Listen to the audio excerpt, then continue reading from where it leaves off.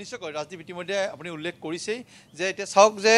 অসমৰ অৰ্থনীতিত মেৰুদণ্ড স্বৰূপ যদি হিচাপে এই গাহৰি ব্যৱসায়টো আৰু তাৰ বিশেষভাৱে যিসকল থলুৱা গাহৰি পালক আছে তেওঁলোকে এতিয়া চিন্তিত হৈছে কাৰণ যদিও গোলাঘাট জিলাত এই যি তেওঁলোকৰ নিষেধাজ্ঞা জাৰি কৰিছে সৰবৰাহ তথা বিক্ৰীৰ ক্ষেত্ৰত সেয়া গোলাঘাট জিলা এতিয়াও পৰা নাই যদি গোলাঘাট জিলাৰ তিনিটা স্থান মৰঙি সৰুপথাৰ আৰু গোলাঘাট আৰু যোৰহাট সীমান্ত যিটো অঞ্চল আছে বৰহোলা তাতো কিন্তু ইতিমধ্যে আফ্ৰিকান স্বাইন ফিভাৰত আক্ৰান্ত হৈছে বহু গাহৰি ইতিমধ্যে সতৰ্কতামূলক ব্যৱস্থা গ্ৰহণ কৰিছে পশুপালন বিভাগে আৰু মই মুহূৰ্তত এজন গাহৰি পালক আছে মোৰ লগত তেওঁৰ পৰা এই মুহূৰ্তত জানিবলৈ যত্ন কৰিম আৰু তেওঁলোকে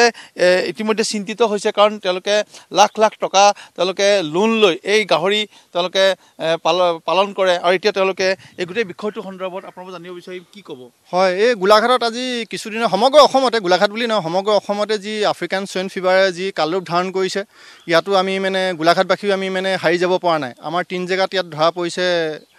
আপোনাৰ মৰঙিত ধৰা পৰিছে সৰুপথাৰত ধৰা পৰিছে আৰু বৰহোলাত ধৰা পৰিছে তাৰ লগে লগে আমি ডিভিঅ' ছাৰৰ লগত আমি কথা পাতিলোঁ আমাৰ ডিচি ছাৰৰ লগতো কথা পাতি আমি মানে বন্ধ দিয়া এটা মানে কয় পালকখিনি আমি গোট খাই মানে গোলাঘাটখন যে কয়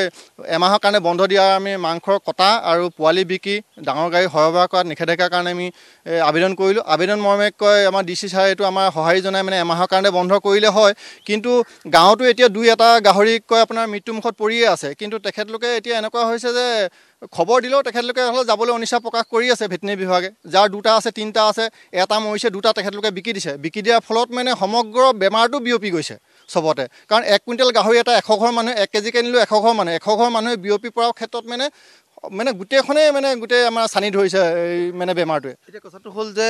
আপুনি এজন গাহৰি পালক আপুনি দীৰ্ঘদিনে লোন লৈছে আপুনি এতিয়া যদি এনেধৰণে আপোনালোকৰ এটা বিপদ আহে কি হ'ব হয় মই ফ্লেক্সি প্ৰগ্ৰেমতো মই ৰাজসাহাৰ্যৰ কাৰণে আবেদন কৰা আজি 1-1.5 বছৰ হৈ গ'ল এইখিনি পোৱা নাই নোপোৱাৰ ক্ষেত্ৰত মই আজি 2-3 মাহ হ'ল এইটো বেমাৰৰ কাৰণে পোৱালি ল'বলৈ ইচ্ছা প্ৰকাশ কৰা নাই পালকসকলে যিখিনি এডভান্স দিছে মই সেইখিনি পোৱালি আপোনাৰ মানে বিকিব পৰা নাই মোৰ এতিয়া 100 ওপৰত পোৱালি আছে মই বিকিব পৰা নাই মোৰ ফাৰ্মখন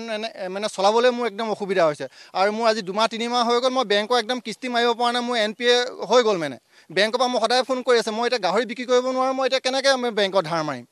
এনেকুৱা এটা অৱস্থা মানে হৈছে আমি এনেকুৱা এটা টাইম বমৰ ওপৰত মানে এনেকুৱা এটা টাইম বমত বহি আছোঁ কেতিয়া ফুটে ঠিকানা ফুটিলে মানে ৰক্ষা নাই এইবাৰ মানে মৰা বাদে মোৰ উপায় নাই আৰু মই 23 চনত মোৰ বেমাৰ 150 ওপৰত মোৰ গাহৰি মৃত্যুবৰণ কৰিলে কিন্তু মই তাৰ এটকাও ক্ষতিপূৰণ নাপালোঁ 3 বছৰ দিন লাগিলে মোৰ 3 বছৰ মূৰত মই আজি যেতিয়া মোৰ ছাকচেছ হ'বলৈ এটা ৰাস্তা এটা ওলাইছে যিটো মই তাৰপৰা এতিয়া ইনকমৰ ৰাস্তা এটা কৰিম বুলি ভাবিছোঁ সেইটো সময়তে এনেকুৱা এটা অৱস্থা হৈছে কিন্তু চৰকাৰে এইটো প্ৰশাসনে মানে একদম গুৰুত্ব সহকাৰে লোৱা নাই আমি গুৰুত্ব সহকাৰে ল'বলৈ কৈছোঁ এই কথাখিনি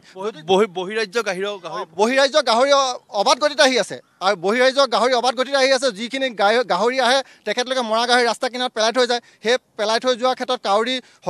কাউৰী চৰাই চিৰিকটিয়ে সদায় মানে বেমাৰখিনি গোটেই বিয়পাই দিছে তেনে ক্ষেত্ৰত আমি 3 মাহৰ কাৰণে আমি চৰকাৰক দাবী জনাইছোঁ যে 3 মাহৰ কাৰণে বহিৰাজ্য গাহৰি বন্ধ কৰিব লাগে মুস্তাক আপোনাক এই মুহূৰ্তত ধন্যবাদ জ্ঞাপন কৰিছোঁ এয়া গোলাঘাটৰ খবৰ আমি আপোনালোকক মুস্তাকৰ জৰিয়তে জনালোঁ সকলো গাহৰি পালক এতিয়া চিন্তিত হৈ পৰিছে বহিৰাজ্যৰ গাহৰিৰ আমদানি সম্পূৰ্ণৰূপে বন্ধ কৰিব লাগিব তেতিয়াহে আচলতে এই ৰোগবিধৰ সংক্ৰমণ ৰোধ কৰিব পৰা যাব বুলি গাহৰি পালকসকলে মন্তব্য কৰা পৰিলক্ষিত হৈছে